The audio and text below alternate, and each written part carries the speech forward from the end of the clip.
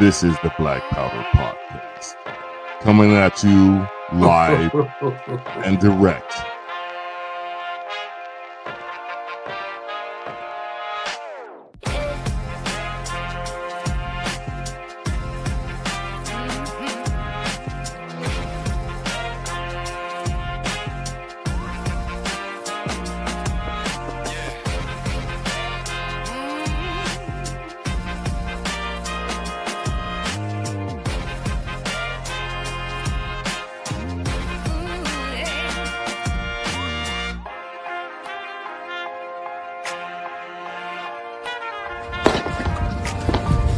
Your salty tears season my life. It's the Black Powder Podcast.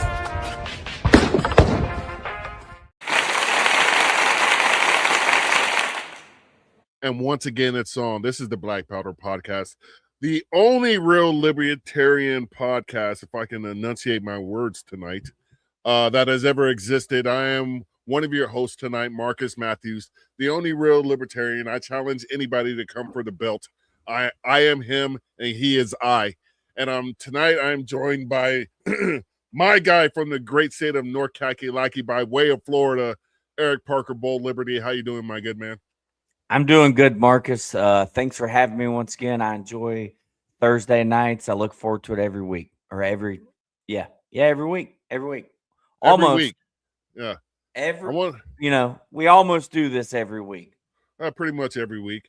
We want to get this show started off on a good foot here with my good friend Amity. Hey, how's it going? What's up? I'm doing great because everybody knows I'm her favorite libertarian. And shout out to Free for sharing this stream. I'm going to get this down tonight. I promise you. I'm a little. No, I got allergies. It's that time of year out here. The palm trees are putting off their pollen. Yeah, all that good stuff. And then the sun is shining. It's a beautiful. You're in California, so that's the fourth largest economy in the world. Get it out of the way. Who was your father? My dad was a deacon in the Southern Baptist Church out here in Southern California. We got, but I'm going to mention. Well, I'm going to mention them again. Tonight we're going to do something a tad bit different. We're not going with a libertarian candidate per se. We're going with a libertarian journalist, an investigative journalist from the great state of Florida. And, let me cue up my media assets here. So without further ado, let's get right into the show tonight. And we want to bring to the stage Jacob Engels from the great state of Florida. How you doing, Jacob? Hey, I'm doing wonderful, brother. How are you guys doing? We're happy to be here. Well, great, I'm speaking for Eric, Jacob. too. Yeah, I mean, indeed. It's also great to have you. Jacob, real quick, nice to meet you. My name's Eric Parker. Like Marcus said, I did live in Florida my entire life till 2023. We moved to North Carolina for our careers, me and my wife. And if you may not know this about me, but I ran for Jacksonville City Council in 2023 as a registered libertarian in a partisan race. I got 34.5%, 55,000 votes. It was a citywide race, and I raised $20,000. You may have heard of the political rag Florida Voice News, I think is the name of it. If you just Google Florida Voice News, Eric Parker, they got attack articles about me. So you being an investigative journalist, I figured you'd enjoy that little tidbit. I mean, anytime Eric Daughtry and Brendan Leslie are attacking you, and we can't find out if they're still in a basement locked up somewhere, nobody sees them publicly.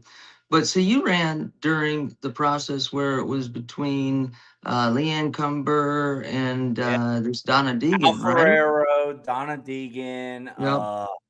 Then the establishment Republican character did terrible.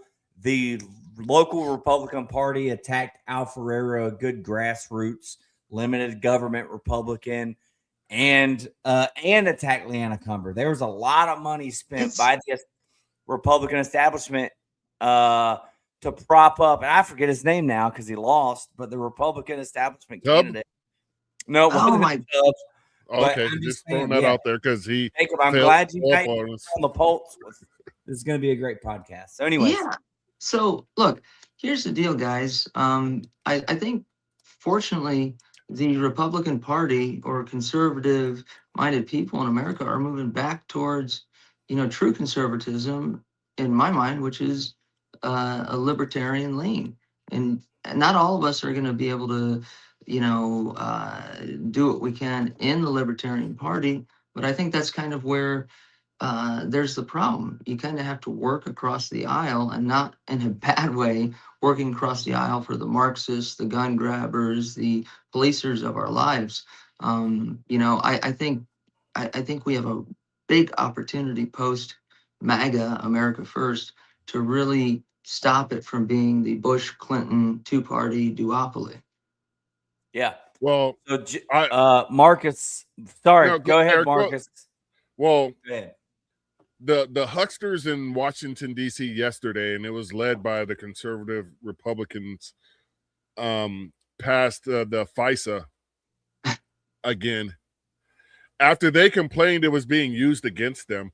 So I firmly believe in working across the aisle wherever you can, but the buck stops at the Constitution for me.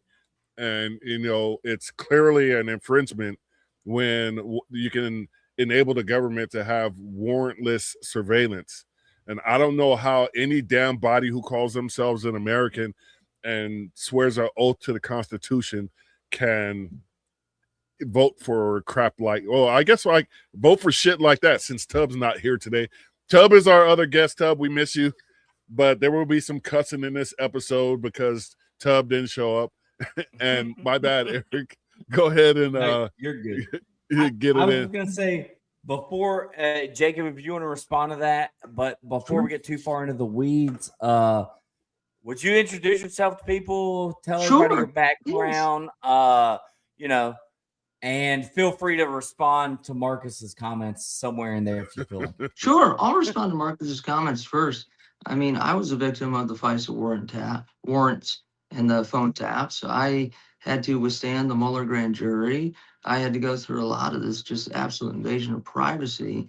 And for the selected few who got to get up and crow and get on TV and talk about how their rights were violated, simple people who just want good government, we didn't get out there and basically wear a feather boa to grab attention walking naked down Main Street.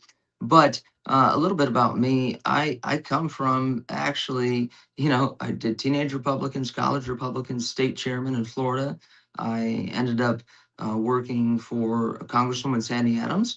She did the expose on Eric Holder and the gun running, the Fast and the Furious. She wanted to abolish the APA. She wanted to end the Department of Education. But one thing that we have to get back to is, Alan Grayson and Ron Paul still hold the record of the most bipartisan pieces of legislation in the history of America that they put forward.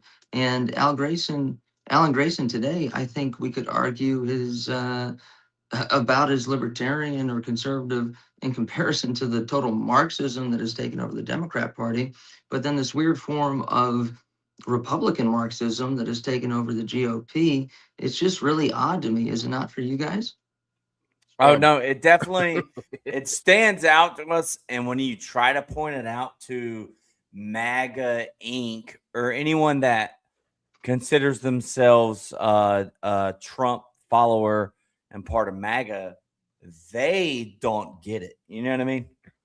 It's like, or they ignore it, or they have this, like You're they try jealous. to, they try to Why? avoid it. You know what I Yeah. mean? Well, I mean, not to rant, but you cannot sit there and tell me that I have to cheer on and applaud members of Congress for voting for the FISA warrant tap extension, the endless Patriot Act nightmare that we've gone through, while at the same time supporting endless foreign war that we were told it's not going to happen again, and then more defense contractor spending. I mean, at a certain point, do you guys want us to just wear a skin suit of globalism, and that'll make you happy? I'm not sure. So yeah, let me ask you this, because you've worked within the MAGA realm to a certain extent. When did it go off the rails? Of like, because this version of MAGA versus the first version of MAGA, it is night and day. So It, what do you think happened to them? well, the parts of MAGA that helped Trump get elected were people like me. We did the United States Cannabis Coalition. We've always been strong, hard line, no red flag laws on gun rights.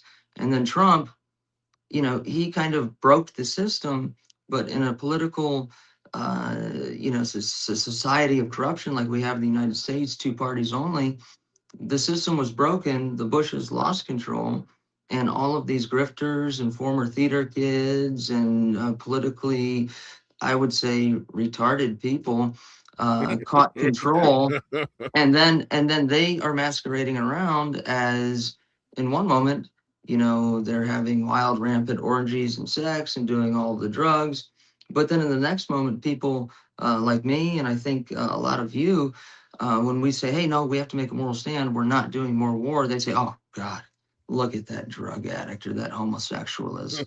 It's it's um it, it's the history of the world. Anytime a major political party controlling system is broken like that, it's a race where the citizens grab control or the establishment grabs control, masquerading as the citizens. And that's, I think, where we found ourselves now. Yep. And all right, so not all right, sorry. If you could introduce everyone to yourself. Sorry, me and Marcus are struggling today. But Hey, it's the palm tree pollen. yeah, pollen, pine tree pollen. Anyways, Mhm. tell everybody your background in investigative journalism, people you work with. If you want to talk a little bit about the FISA stuff and how you've kind of been railroaded through the justice system, if that applies to your background, feel free. Absolutely. So I'll give everyone the most recent example. USAID, a gross abuse of taxpayer funds, and we've heard about all the other stuff. But let's hit on the free speech issue. I was the one who discovered how USAID sent money to the Stanford Internet Observatory, and this was a project of Stanford University. And they're the ones who created the white paper, the basis of censorship and killing free speech in this country, that was given to the social media giants, that was given to corporations, that was given to governments locally, federally, at state level, to snuff out any opposing viewpoints. Before that, did we want Andrew Gillum, that Marxist, to win in Florida? No, I bullhorned him for 4 months straight and destroyed the recount theft that he was trying to do. And again, I'm all about free speech and your independent liberty and rights. And it wasn't popular when I stepped forward and said, no, LGBT individuals do need protections in the workplace. You can't violate their rights based on discrimination in the forms of religious, sexuality, or anything else. Now, there has to be some safeguards, like we're not having sex with children, we're not doing that weird stuff. And that's one problem I think we have with some of these conservatives, is they want to live a very liberal lifestyle socially and sexually, but then they want to violate rights. And look, I'm the guy who exposed genderqueer and started that whole, I would say, book burning that was right, because you cannot tell me as a taxpayer you're paying for books and you're giving it to my child in 5th grade, and you're violating my rights as a parent, and say, oh, don't worry about it. They're just talking about blowjob. They're just talking about anal stretching. This is not okay. And it really is just a disaster, because we're fighting wars on all fronts. And I didn't go whine when Mueller dragged me to the grand jury. I paid for my own stuff in terms of the legal expenses. I didn't whine when J6 select committee member Stephanie Murphy wanted to run her trap and say, we need to call Roger Stone and Jacob Engels. I didn't whine when all of this stuff happened to me. And I don't really want to engage in the whining. People have told me, Jacob, you don't whine enough. Well, what does that get? I'm going to whine so I get something without hard work, or without me putting some type of work product forward. That's not libertarian. It's not conservative. It's not Republican. It's not MAGA or America First in the true sense. That's called lazy victim mentality. So that's why, the Grifter Olympics Political Action Committee has been started, and I'm just advising it because you guys have grifted enough. You don't do anything. You don't win elections. You just grift and grift and grift and grift. If you want a social safety net, if you want a taxpayer funded lifestyle, go ahead, just admit you're Marxist. Go ahead and admit that you hate the Constitution, but don't keep playing these games. So when you use, I just keep going on the grifting page. When you use the term grifter, is that synonymous for people that don't really believe limited government, America first, but they're playing the game? They're trying to, they actually believe in big government and big spending and big taxes, or do they even believe anything politically, and they're just in it for the grift? They're trying to make their money and get while the getting is good. I mean, could you kind of Yes, define absolutely. grifter? If you want to name drop, go ahead. I don't care. I've seen some of your stuff calling out, some of them. If you want to, that's up to you. But define it, let people know what you mean, and Sure. attack it if you don't mind. Sure. So a grifter would be somebody who is a con artist, somebody who promises one thing, takes cash, and delivers nothing, and often might even work to accomplish the exact opposite. But what we have right now is it's influencer retardation culture powered by the internal grift with these people. If they get the retweets, then they don't have to own up to the hypocrisy of them saying one thing, doing another. So Scott Pressler is probably one of the most effective grifters in the entire United States. He used to be a volunteer of mine. I've helped him get jobs on campaigns decade ago. And he's found out that running out there and saying, "Hey, everybody, it's me, Scott Pressler. I'm going to go to Texas and I'm going to go to Virginia. And the car that I have, the wheel fell off, so I need money now for this." There is nothing accomplished. He's not won an election, which is fine. Dude, just admit that you're an influencer and get on with it. But when you con fixed income seniors, when you con people who are struggling to get by, but they're so desperate for somebody to do something about the corruption in this country, that is inherently evil and it's wrong. So Scott Pressler, specifically, most people in the Republican Party would probably know him as the guy that claims that he helped Pennsylvania turn red or registered a bunch of Republicans in Pennsylvania, and that's what helped Trump get elected and reelected. Is there any truth in him? And I get what I'm going to go to Texas and we're going to register voters. I don't know if legally he could say register Republicans. I think he can. I don't know political action committee funding and this, that, and the other. But isn't that kind of his thing, his grift? We're going to go get people registered Republican to vote. Is that kind of his Yes. And bag? look, Scott had a normal job with the Virginia GOP many years ago before there was an anal stretching event that he filmed and recruited people through Craigslist and published as a gay pornographer. And that's okay. I don't care about that. You have your right to do that, Scott. But what you have done is not accomplish anything. You posit a problem. You promise to solve the problem. You stuff your pockets and stuff your gullet and drink champagne and have Lara Trump pay for you all expenses. But then at the same time, you don't accomplish the goal. And then you ask people in person, I need grocery, I need a new car, he's had about 5 SUVs over and over again. They're always new. He loses one, I don't know. But that is somebody who doesn't take it seriously. At one point, he did. But some of these people get so consumed by the grift, by the attention. These are all theater kids. They're all retreads who didn't get their role as lead in Brigadoon or whatever kind of nonsense that they wanted. So now it's their time to shine, and Fox News feeds it. Even right wing media feeds it. because they're threatened by them wielding their retweet ability, the podcast reachability. And I don't mean to be gross, but how is it that who I don't wear a feather boa, I'm not, hey everybody, it's me, Jacob. I'm not taking photos, humping somebody against a wall at a PA registration event, and and I've never done that. But for years, Jacob, the congressman is so thankful for you helping get elected, but because of the homosexual thing, he doesn't really feel that it's appropriate to have an in-person meeting. Well, wait a second.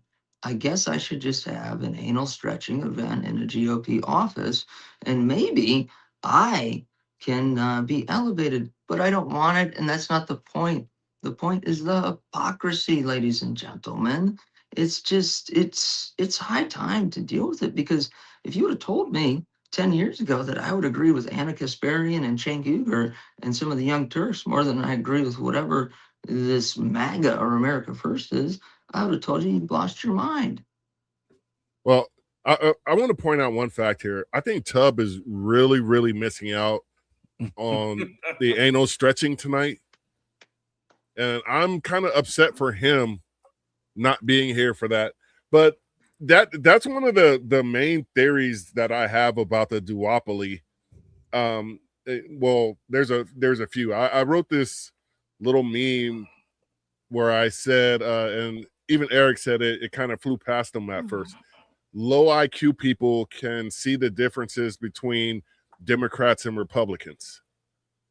And Eric, you said that. Well, I was like, what, low IQ? I was like, but then I was like, oh, uniparty. There really is no There's no difference. I mean, no major difference, right? No. Republicans and Democrats agree on 99% of government spending, because if they didn't, bills wouldn't get passed through Congress so easily, right? Bad bills wouldn't get the passed. FISA thing has passed every Democrat-led House since its first inception. So, for Democrats to vote against it now only shows you where they stand on the issue when they're not in power. But when they are in power, they vote for it. How do Americans not see, like Jacob was alluding to, the hypocrisy? Because one thing I want to point out, all these people that are in these the president's cabinet and Congress and the Senate, a lot of them are Ivy League educated.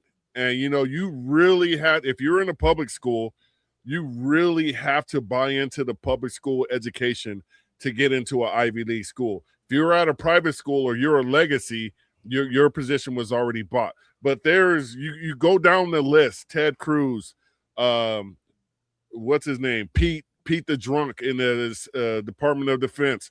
All these people went to Ivy League schools.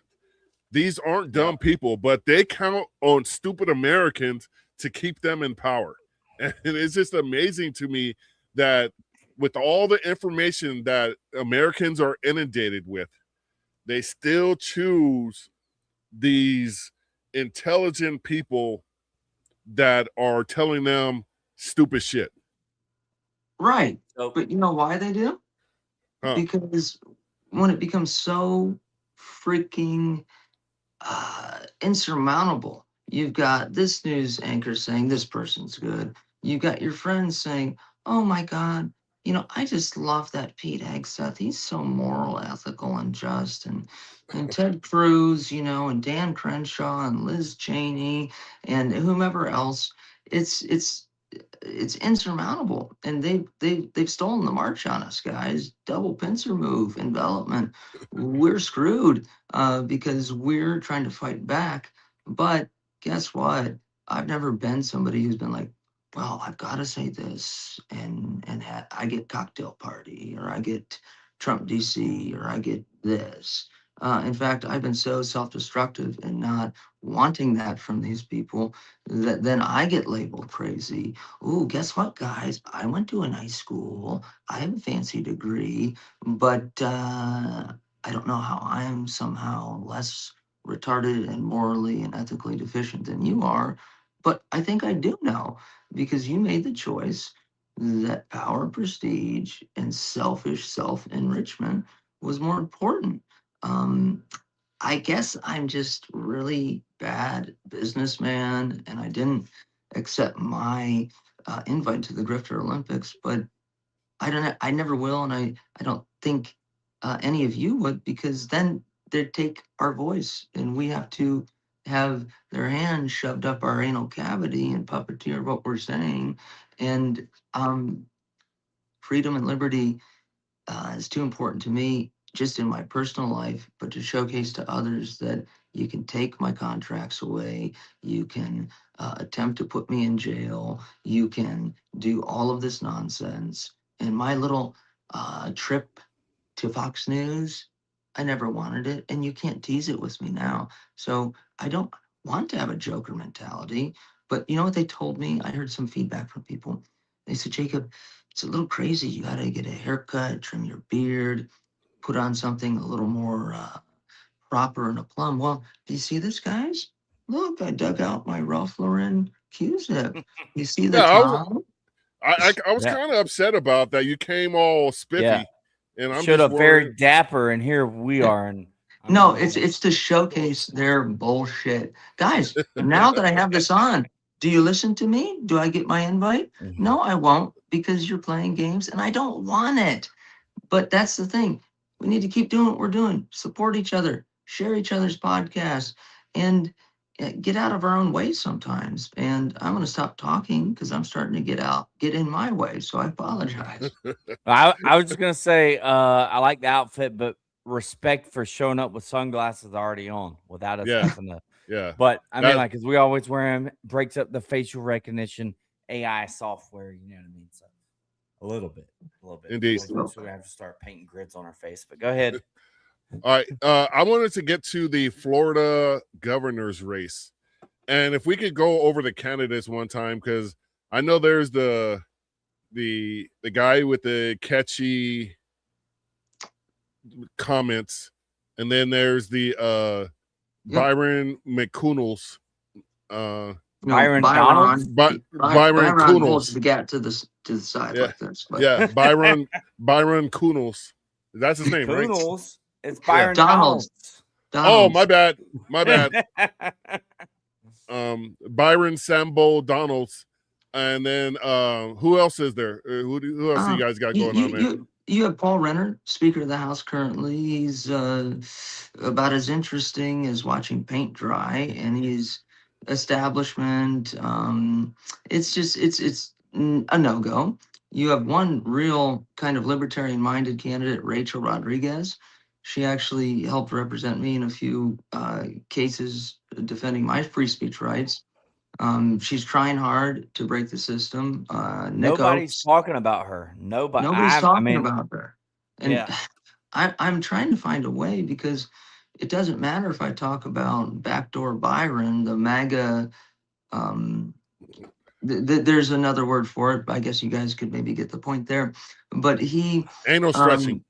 yes, anal stretching. But then you have Fishback, who Yeah, he's kind of the Fishback. movement leader, and he's turning people out at a rate I've never seen.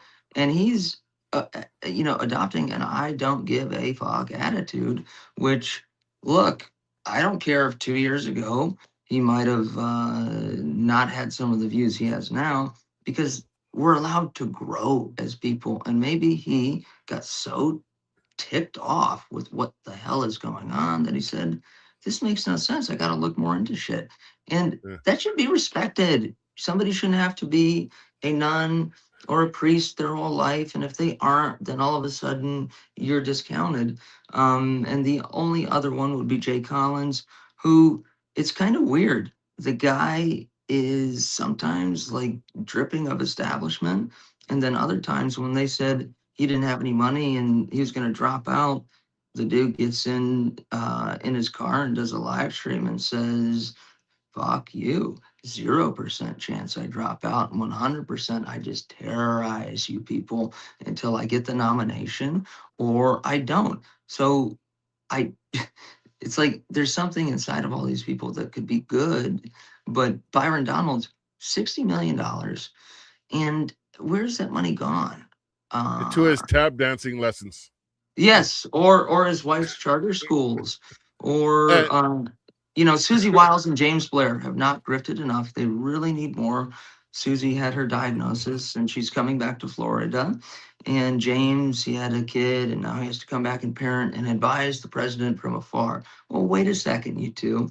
You promoted all this nonsense, all of this anti-American, endless foreign war bullshit, and then you get to just be like, I grifted enough. Let me go back down to Florida and grift 30, 40 million off of Byron, or do this, that, or the other. And, that's honorable. It's integrity. It's not. But people don't call it out because, Jacob, you're jealous.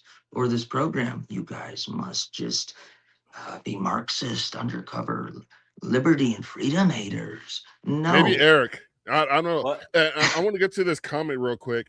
Are people that live in California, are they not allowed to talk trash? We are ordained as being the fourth largest economy in the world to talk shit about any damn state we want to, because there's not one state that can match our economic output. So there you have it. And I But just want there are 49 states that beat your freedom output. well, I mean, if you want to get all technical. What Who's part of looking at? California? Like Northern SoCal. California? Hell no, that's South Oregon. Okay. California pretty much ends at Santa Barbara. As far as going north, everything above Santa Barbara is South Oregon. We don't claim them. They're just part of the overall crappiest aspects of California. It all resides up there. Everything Santa Barbara and low is hardcore, man. We don't play no crap down All right. here. Yeah. We're About free California. no, We you got never Jacob know. here to talk about Florida and Florida man. All right, hold on. Uh, I got free. Can we get Tub to do a reaction video tonight? Yeah, we would love that. But then we have a question from our girl Terry Batts, who's also in Florida. Yeah. First of all, she says I need to hush it. That's how you know she's beat. Terry has beat people with a switch before. I don't know, because she said hush it. At any rate, her own family, not other people. Yeah. She doesn't just randomly go around the Publix and beat people with a switch down there in Florida. But who knows? She might. Anyway, you're going on the Are You Smarter Than a Politician podcast soon, aren't you, Jacob? I'm throwing myself into the fire. I'm with you. I'll go on there. Yeah. Anywhere, guys. It's just important to talk about this stuff. Right. So Terry asks, what do you think about Daniel Webster resignation and the new Stop Sabatini pack? Okay. So Peter Sorge, who founded that pack, is a known pedophile that I exposed in a documentary called Citizen Sorge. Go to peterpedo.com. I've been slogging at this for 2 months. Nobody wanted to talk about it. And then Anthony, who I've worked with before, Anthony, I've written 50 articles about when he was used as commissioner and then gets state rep and everything else. So I'm just not really happy with anybody because Peter Sorge won't admit that he had sex with his boss's daughter, who was 16 when he was 29. Yet he's going to lecture James Fishback about some sort of imagined event. Okay. Sabatini, you have declined to help me in a free speech case that is now over that I couldn't afford to defend because I'm the ultimate grifter. Hell no, guys. If I was, I could have paid for an attorney. So I have issues there as well. But I think Cliff Maloney, who we call it Doors Win Wars, I think is what he refers to it. And he did PHAs. Look, I've been rough with on him. Ron Paul, right? Yeah, I've been rough on Cliff the past couple of weeks, but I'm starting to realize, maybe I shouldn't have been. But ultimately, Mike Wilnow, who has been in that race for a long time, I have advised him and given him feedback anytime I can. And I think with him, I see somebody who is freedom minded and, wants liberty in this state and has slogged through it. He's not ever been an elected official. He works hard. He's got, I think he said 6 kids. Maybe I'm wrong on that, but he's still doing this, earning money, running a campaign, a lot like Aaron Baker, who has run for a long time. He just came up short against Randy. I Fine. want to knob gobble Netanyahu fine. But and he had the courage to step out again and has been slogging. He goes to events, he goes to the queer, Chamber of Commerce or whatever's that people are willing to listen to him, but he's also out in the community doing gun giveaways. He's he's put in the work, yet influencer Dan Bilzerian, who I also think is hilarious and has done a lot to draw attention to things, he's committed to $1 million to this campaign. He's promised to move to Florida, but he hasn't yet. And he's also collected millions in small dollar donations from citizens across the country. So, what is it, people? I'd rather stick with somebody like an Aaron Baker against Randy Fine and a Mike Wilnow against Dan Webster because they've shown that they don't want the Beef Wellington and Crumpet Party. They're just trying to do their best to help save this country. So, I would have voted for Joe Hanush in that Randy Fine. Joe Hanush is our guest coordinator on the Really? Black Powder podcast, and we wouldn't be anything without him because Eric just does absolutely nothing yeah, but just I show up just sit and here taking yeah. notes and commenting. I was gonna say you name dropped a lot of Florida political people here, so I want to just touch base on some of them.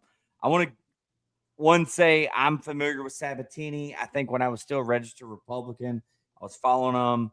I was a fan. He was I was at a Young Americans for Liberty event in Orlando that he spoke at on the lawn. I also spoke at as candidates at the time. Um, and I not saying he's a grifter. I think he does push back against the establishment and he does it fairly well. He's an attorney. He has some epic lawsuits, but it's not the same as grifting, but he definitely jumped onto the MAGA bandwagon to try to grow his brand and his followers. I think he's trying to take a step back. Where do you say the line is Sabatini a liberty Republican, but is he anti-establishment? Is he not in MAGA anymore because MAGA's pro-war now? Can you draw that line? And I agree with you that I don't like it whenever somebody jumps in last minute, waters down the pool, which I don't know who the establishment guy in that race is with Webster dropping out now. Do you have an idea if there is an establishment candidate in that race? I know there's a lot going on there, but I mean, try to you certainly could see State Senate President Jason Broder pop in. He's also been rumored to be considering running for Corey Mills' seat. But with Sabatini, I've known him for, 12 years. And he's always been somebody who has a I don't give a crap attitude. And I think he's been a fellow traveler in the establishment and in the liberty movement, but not because he's double-sided, but because he's trying to figure out how do we get everybody together or get resources here, there, and swamp these people. My core issue with Anthony, and again, I've written 50 articles supporting him over the years, is when I was sued by a state house candidate who lost because I published articles discussing her publicly available court records and how she grifted, stole, defrauded her clients. When I was sued by her a year later in 2023, I survived 5 libel and defamation suits, New York Times versus Sullivan. I've been successful, but at that point, I didn't have any money left. I had about 5 grand to pay an attorney initially. And then the Orlando Sentinel, long crime, Washington Post said, oh, Roger Stone's mini me sued for lying. Okay, then the attorneys wanted 50 grand. They wanted 100 grand. I didn't have it, boys. So I asked Anthony to help me out. And I thought he really would. And he told me yes, yes, yes. And then at the last minute, like he's done with some of the J6ers, it was a no-show and there was no help. And so I got buried. Susie Wiles, James Blair testified in that case, and they testified that their free speech rights, sending out mail pieces based off of my article, were important, justified, and constitutional. But that me writing the article was a form of libel and slander. So therefore, they agree with the individual who sued me, Liz Cornell, and left me holding the bag on a $300,000 legal debt, where the court said Jacob Engels is not a journalist, he's not a blogger, he's not an influencer, he's not a commentator, he is a online troll who's not afforded the rights and the protections of the First Amendment. So Sabatini, you're damn right I was pissed when I see you jump out to protect the University of Florida College Republicans, no questions asked. So I don't know. I don't know, guys. Yeah, I want if I could get to, because I was thinking the same damn thing, Amity. How are you commenting and making articulate points at the same damn time? I don't understand the magic behind that. I want to learn this power. You know, You're a gosh dang genius, I tell you. I fancy myself a Star Wars guy, and you know, this is like a power of the Force I need to learn. So, so the Sabatini thing jumping in, you said there's might be an actual establishment guy jumping that race. Back to the Randy Fine, Dan Bilzerian. Is it Eric Baker or Aaron Baker? I agree with you, and I kind of I know some people back in Jacksonville. If at the end of this podcast we could talk offline, and I'll tell you, I don't want to name drop them here. They kind of like prefer to work behind the scenes now. But they offered to try to help Eric Baker the last time he ran.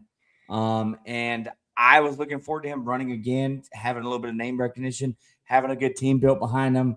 And then Dan Bilzerian jumping in, and you pointing out he doesn't even live in Florida, or at least he's not a resident of Florida and voting in Florida and a registered voter in Florida and all that's required to run for office at the moment. I don't know the deadline. But that's also plays back. I wrote down Fishback. There was a lot of people arguing before that he's actually from New York or lived in New York before deciding to run for governor. Is there any facts to that, or do you want to touch on that as well? I mean, look, there are a lot of things about James Fishback in the past that are antithetical to where he stands now. But is that personal growth or is that a con? I'd have to believe, after all the statements he's made, that it's not a con, because the things he said are not things you just get to say oopsies afterwards and get back into the political establishment. When it comes to Bilzerian, he wants to do this, and I have a fundamental problem because Aaron Baker or the Joe Farouche or other individuals who ran against Farouche. Yeah.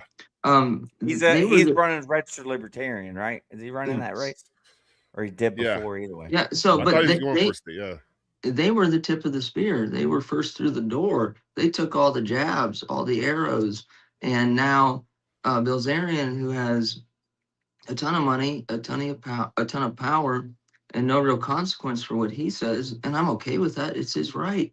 But to come into this race and take talking points that I put out there, nobody else has researched Randy Fine's time as Randy the Rigger at Harvard.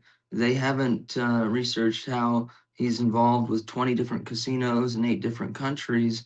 And it's not just Israeli foreign interest, it's many, many other foreign interests.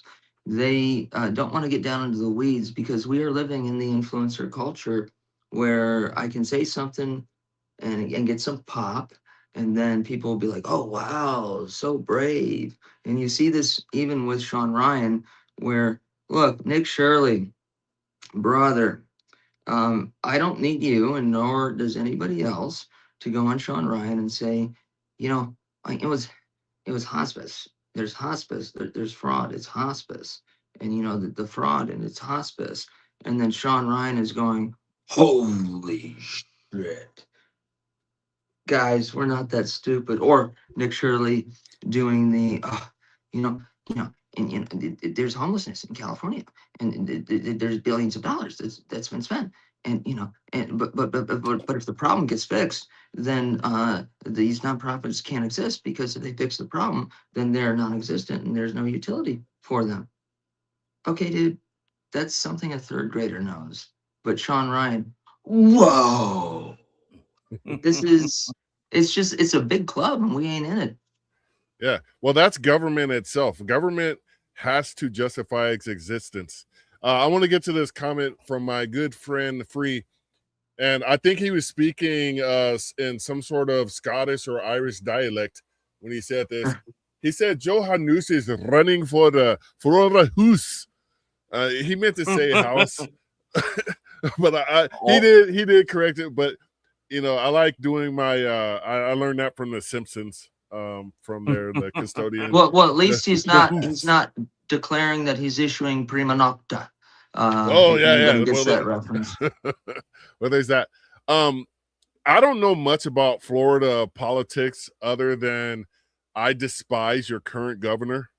I think he's one of the most anti-liberty people we have that wants to run for president, and I put him right up there with South Oregon's governor Gavin Newsom, as I myself and Trump like to say. That's the only thing I want to. Maybe there might be one other thing, but one of the things I agree about with Trump is Gavin Newsom is a piece of horse plop.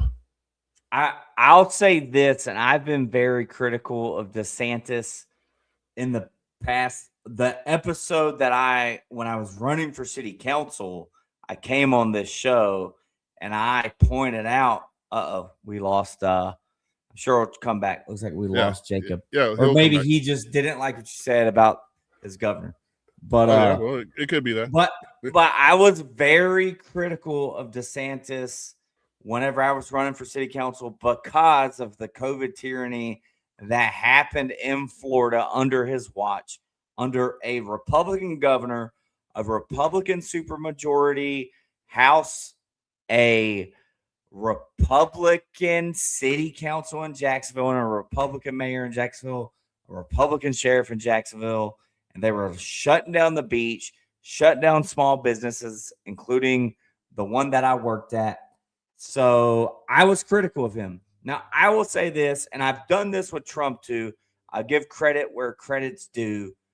Ron DeSantis stole Lieutenant Governor candidate Jerry Tubb Rohrabacher's idea about ending property taxes. He stole it.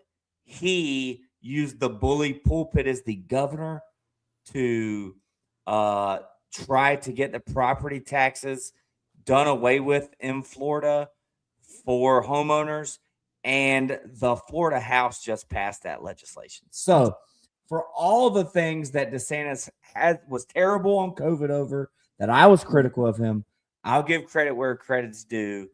He took it and used the bully pulpit and pushed that football over I guess not law yet, but they're in the red zone. And if it gets past law and they get rid of property taxes in Florida, I'm going to say he might be the most libertarian governor of all time.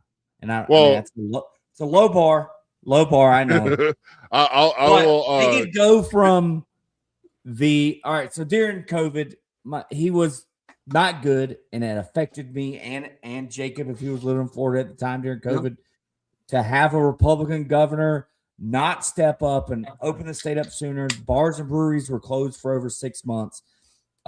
Beaches were arresting people. Law enforcement on the beaches were arresting people, closing down beaches, writing fines, mask mandates. All of that was happening in the free state of Florida. So I get the hypocrisy you're pointing out, Marcus, but I'm just saying, if they abolish property taxes in Florida, that's a huge win.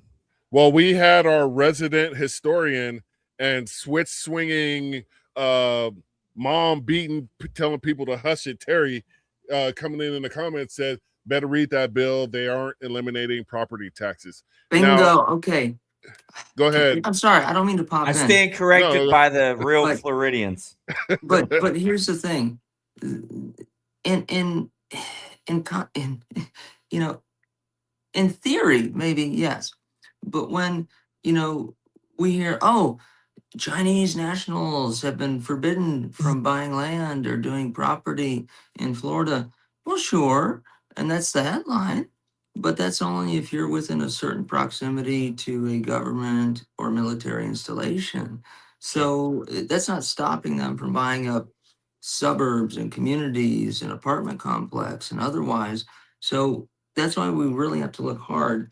All I will say about DeSantis is I was freaking peeved when this lockdown happened because I said, you're telling me to support putting firefighters, first responders, police out of job and having no way to feed their families if they don't get a jab. Or you're telling me that I have to hear stories about children in public schools or private daycares having a mask taped around their mouth and just be okay with it. Sit down, get your jab, wear your mask. No, sirree, Bob. But you had people like Rachel Rodriguez actually running for governor who stood up and supported the first responders in Orange County. And I remember we had the march and it was with We Are Change and Justin of that group. And it was the weirdest thing, guys. A guy who had stabbed me with a hypodermic needle at the Women's March in 2019 was marching right by me, and I looked over and I said, okay. I said, hey man, how you doing? And he's like, hey, I'm sorry about doing that, but this is about medical and health rights and body autonomy. And I said, okay, cool. I won't stab you with a hypodermic needle, but that's fine. We went down to the county building. Jerry Demings, that guy who has about 80, maybe even less than a Somali IQ, and that's not because he's black. That's just because he's dumb as a doornail. Did he go to a Florida public school? Well, Well, that would make sense if he did. I just want to clarify that. Well, I mean, I went there. I went there too, but well, you're not the intended product of a public education. So this correct. But we grabbed we had hundreds of people, and sometimes it takes a crazy gay, and we got there and everyone's like, yeah, stop this, we're upset. And I'm like, guys, and this is a couple of weeks after J6, so I don't know. But I said, guys, they're not going to stop us. We must enter the building now. And we must swamp the entire commission chambers.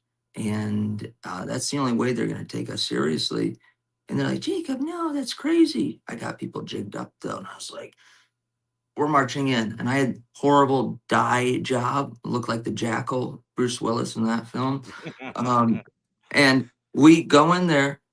We don't even make it past the security. But guess what?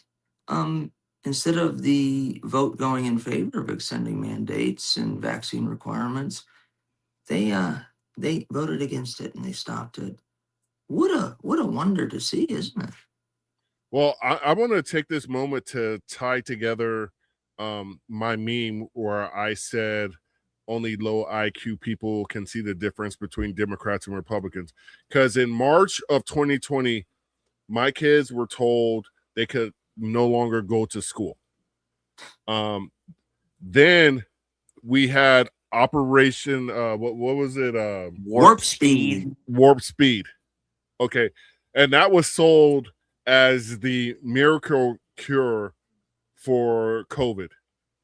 Trump lost that election. And then, don't shake your head. And then Biden comes in and he uses the lockdown that Trump started. He uses the vaccines that Trump championed.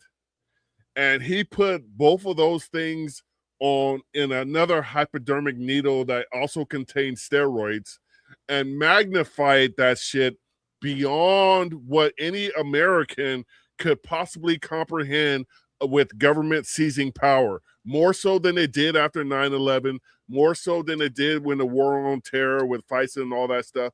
The government said, you cannot go to this place right here. You cannot go to church. You cannot go to this brewery. You cannot do this. You cannot do that. And the only reason that the government was able to do that is because Republicans planted the sapling. This wasn't a seed. It had already been, this plan was already in motion. But you could go where? You could go to the strip club still. You could go to the casino. I don't have a problem. You could go to the big box store, Walmart.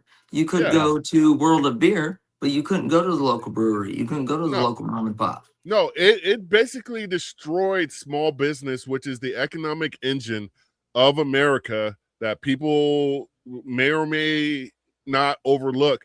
But the fact of the matter is, when you allowed your party to do this because your blind allegiance to your political party does not allow you for any critical thinking skills, and you just automatically default to these people as if they know best, and you don't understand what precedent is, that's how we got to Joe Biden. That's how we got that shit.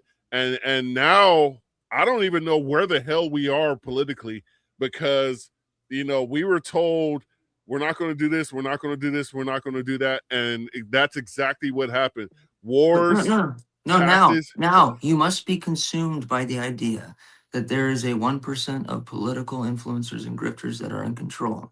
And because they can just vacillate back and forth, no morals, no ethics, it is wrong for you to even have a question about 1% of things going on. Because if you question 1%, then you must want to eat babies and go to Epstein Island. Because if you stand against the Republicans in 1% of the time, then you are 1,200 million, 1,000% for the Democrats, or this or whatever scheme they come up with. It's insidious, but these are all theater kids, guys. These are people who wanted to go to the big league, and it's politics in DC. It's Hollywood for ugly people.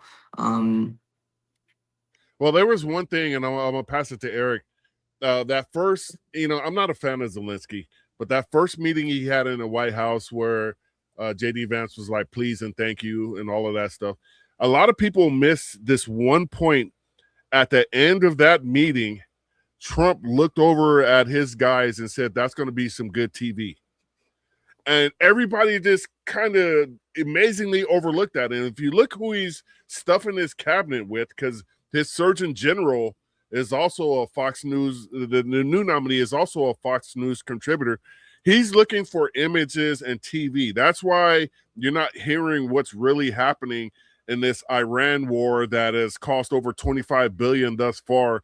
The 6 of the Americans that were killed were at a defenseless base that had no way to stop drones and missiles from hitting them. And we're the United States of freaking America, and you're going to let first of all, I don't see how a country with Air Force dating back to the one of their main jets they use was developed in 1959, and they have hardly any modern Air Force.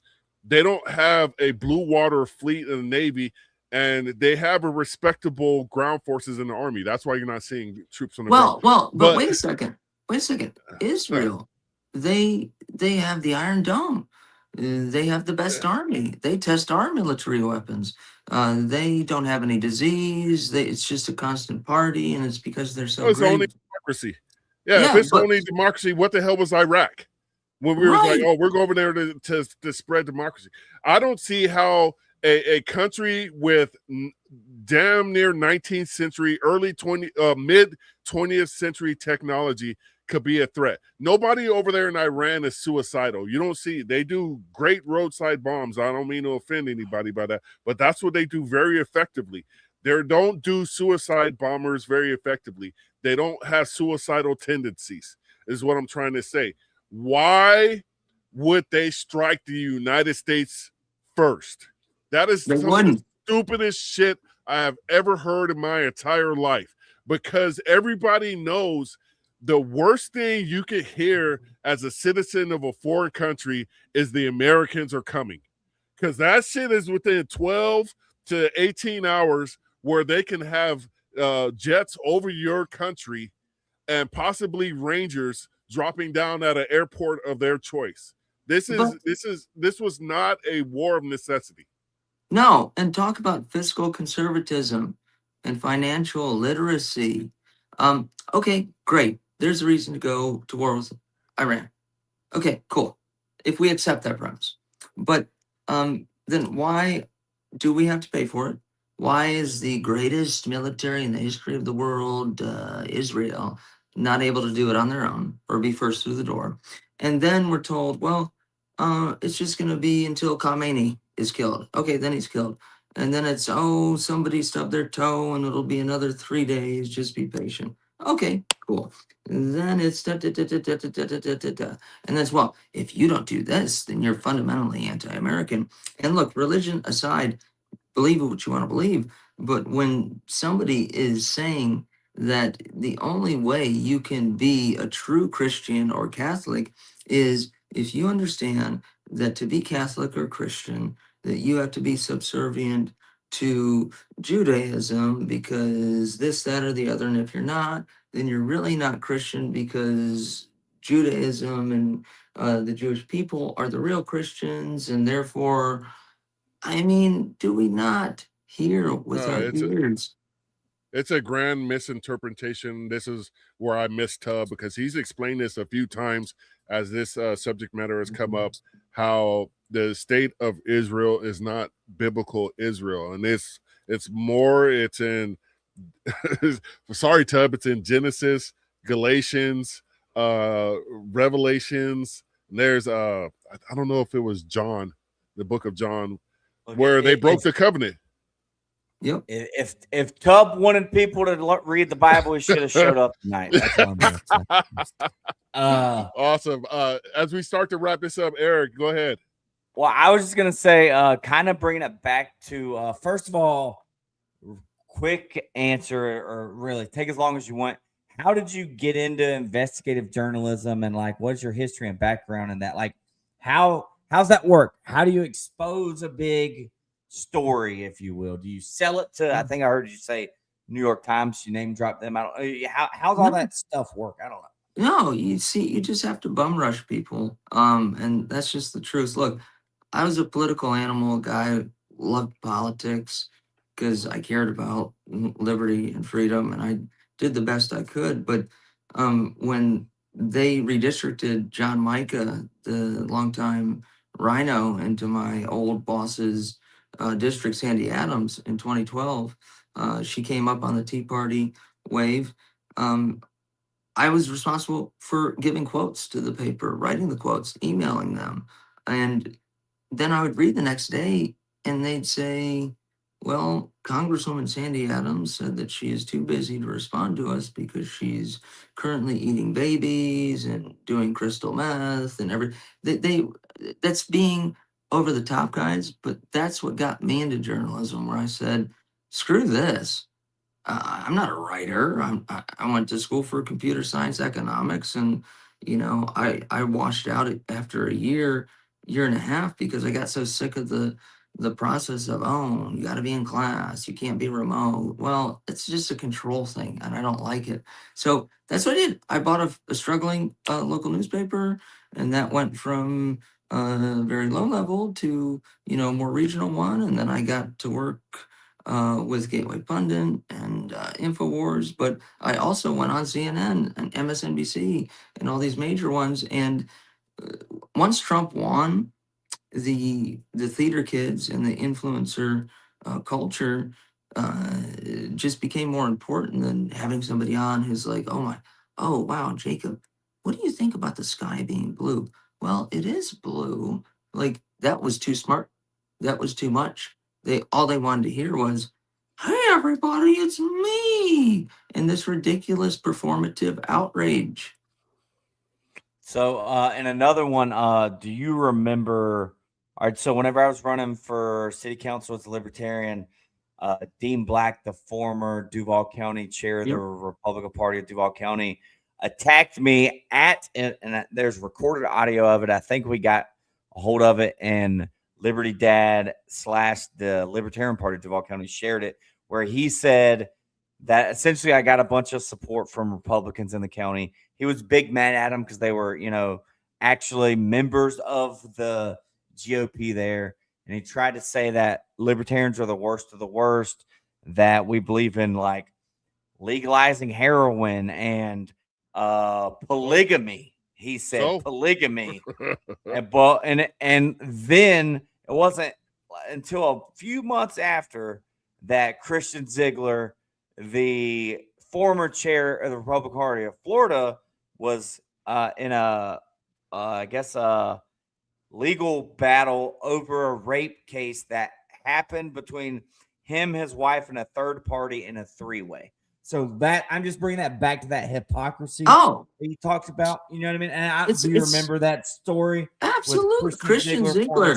Yeah, dude, I started in the Republican Party of Florida GOP in 2007. Okay, I know all these people. Ziegler, look, it's his business to have his little event, even if he wants to have it with another person, consensual sex among adults. What I have a problem with is whatever the accusations made were. I kind of see that being an insider as a humiliation ritual. Who did he piss off? Who did he rub the wrong way? But then Christian Ziegler is ousted, and we get some bad actors right after that. And it's all just about control and power, because now you have Evan Power, Bill Helmick, Aaron Huntley, who are spending party funds to send birthday card to their districts. That's not fiscal conservatism. And I would ask that you look at what happened to George Riley, the executive director of almost 17 years. He, about a year and a half ago, I believe, we just hear, oh, he's missing. He got drunk, or he's here, he's there. And I really believe, I haven't talked to Mr. Riley, but in my investigation into the corruption of the Florida GOP, I see that as something they used to shame him and get him out of the way, because he didn't want to participate in the sickness that has gone on. So, I mean, what are we doing, ladies and gentlemen? Are we just going to sit here and let the theater kids take control? And if you were in theater, that's fine, but then be an influencer. Then but go on Fox News. Go do that. Don't run for office and claim that you're just, moral, and ethical. Don't run political operations and control the money from the donors so that only you get it and serious people who can win elections don't get it. I mean, we're fighting so many fronts on this war. We just got to keep slogging. Heck yeah. Eric, you got anything else? No, Jacob, real quick, how can people find you, follow you, any websites? Do you still Can I get my last stuff? Can I get my last things in? Yeah, but I just, you still own any newspapers, that sort of thing. How can we stay in touch? Look, I still run centralfloridapost.com, and that's had effect locally, statewide, and nationally in the past. But now people want Twitter, they want TikTok. So I guess I'm having to, just swallow my pride a little bit and do, how you have to do the TikTok? Whoa, oh my God, whoa. So I'll try and I'll play.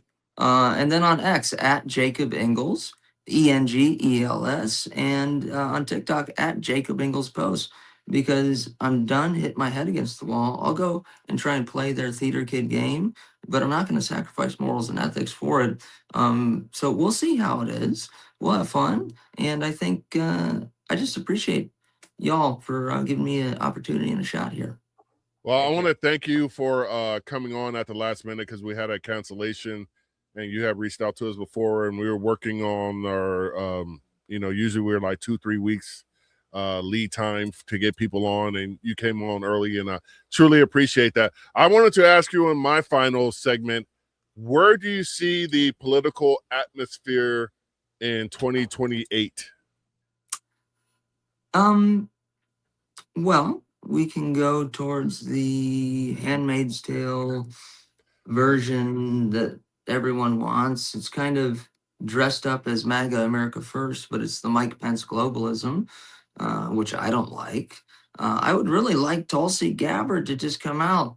Look, you're not going to be able to do Democrat. I'm sorry, Tulsi, but I think, you guys correct me if I'm wrong, that she has an immense amount of power, and she should try as a Republican. I just don't know. I went through the process with Gary Johnson and trying to get on the ballots in all of the states in 2012. It took an inordinate amount of money, and he raised the most that any libertarian candidate has ever raised. He got the most votes at the end of the day. But if somebody doesn't step up big and finance a libertarian candidate or a third party candidate, then you have to choose.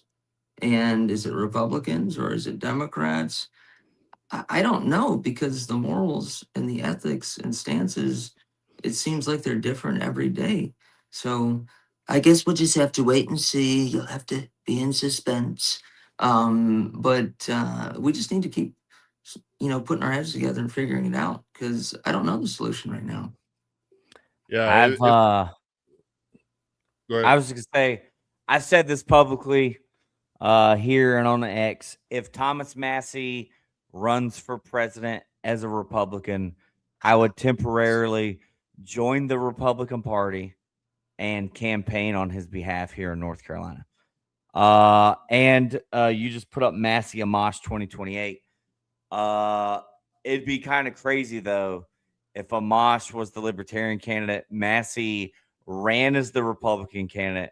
Say he doesn't get it, then we got somebody great as the Libertarian candidate, because we all know it's an uphill battle inside the Republican Party for Massey. But he's also shown he can raise 10. I don't know if he's raised 10 million over the whole for a congressional race. He's raised a heck of a lot of money.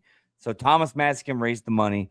Now, the worst case scenario for this country is Thomas Massey losing his primary for Congress, because that shows that there's no hope for any congressional district to get a liberty-leaning Republican elected. But that might be the best case scenario for the Libertarian Party, because Thomas Massey could run as a Libertarian if he's not reelected to Congress, and he would break records in votes, money, spending, and he already comes with a Libertarian background, just formerly Republican, a lot like Justin Amash. So that's my it can't be Austin Peterson. It can't be Austin Peterson, because he's squishy on guns. Exactly. And you know what? How about this? We can't resurrect John McAfee, but we can take his wife, who's become actually really freaking vocal in the past year. And how about that?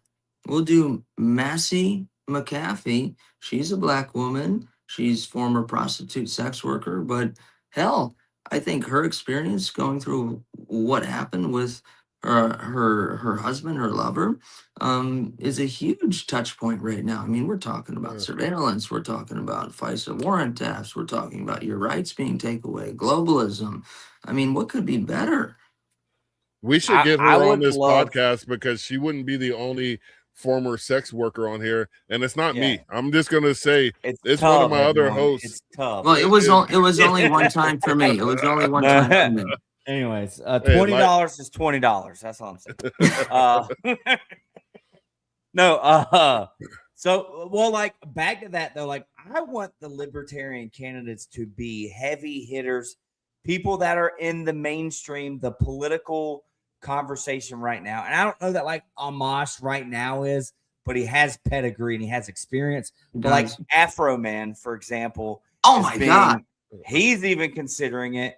And even if he doesn't get the nomination, having him at convention running would just get the attention. I'd like to see our guy Lars reconsider, because everybody knows, in my opinion, Lars Mapstead was the best guy last time. Bring it back, run it back. And all these people, if you're not the president, vice president, volunteer for the campaign, and let's boost it. Let's boost it. Well, what about this, guys? There's also one last thing I'll say about this, and I think he'd be a great guest on the program. Old friend of mine, Augustus Sol Invictus. Is he a little wild? Yes, he is. I'm going to draw the line there. That's going to be a big but you don't have to have him on. You don't have to have him on. We can talk about him. Talk about him. But let's talk about the point that he really had some very strong ideas. No, the goat blood and the sojourn and all that other nonsense, not my style. But in terms of free speech, I remember after Charlottesville happened, um, I said, why is nobody having anybody on, no matter what they did or what people believe they did, and just sitting there and asking them a question and letting them respond? Because that's true discussion, dialogue, and free speech. And so I did that with him. And he believed what he said. It was not my business to make a judgment. But there's no decency in this country anymore like that. Look, you don't have to like someone, but now you can have a Laura Loomer who is a good Larry. friend of mine. Larry, well, I talked about the enlarged nether region and stuff on Stu Peters last night. I don't want to terrorize or terrify your guests. I think that's inappropriate.